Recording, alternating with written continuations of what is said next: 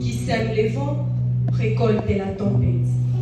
C'est peut-être pas les temps favorables, on doit les tenir en tête. Quelle importance de voir et de pécher, mais dites-moi quelle importance d'être pécheur et de se cacher.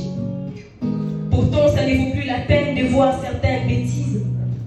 Vaut mieux rester aveugle que de continuer à voir d'autres sottises.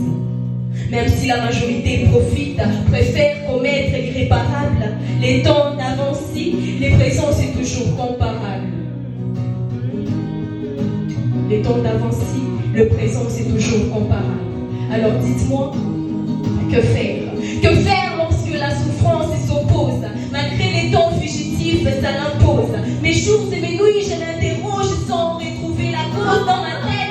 Tout travail sans aucune pause. Alors dites-moi, est-ce les moments de se dire que tout n'est pas droit? Est-ce les moments de croire que tout s'arrange avec la foi?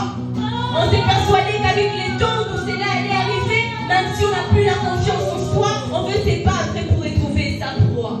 Oh Dieu, aide-moi, car ma confiance repose en toi. Enlève le malheur et la haine sur moi et donne-moi la chance pour une seconde fois, pour que tu comprennes mes intentions pour la dernière fois. Car étudier la sagesse des anciens maîtres, c'est réfléchir au message des prophètes.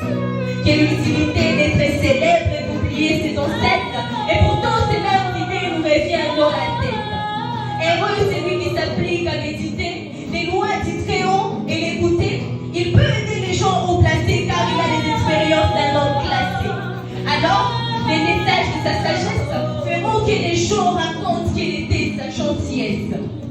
Et si les gens ont essayé d'échouer aux sages en oubliant leurs ouvrages, et pourtant la vie n'est pas ainsi, qui sait que ceux qui savent dire merci ne savent rien des choses de ce monde, sans pour autant avoir la même longueur d'onde.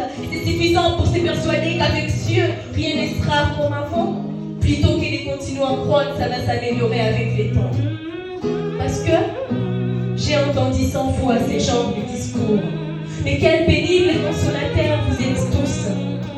Pourtant je hoche la tête en signe de pitié. Et même si je veux parler, ma douleur ne sera pas moindre. Et si je me décide à me taire, elle ne s'en va pas. Car les risques que j'ai en sont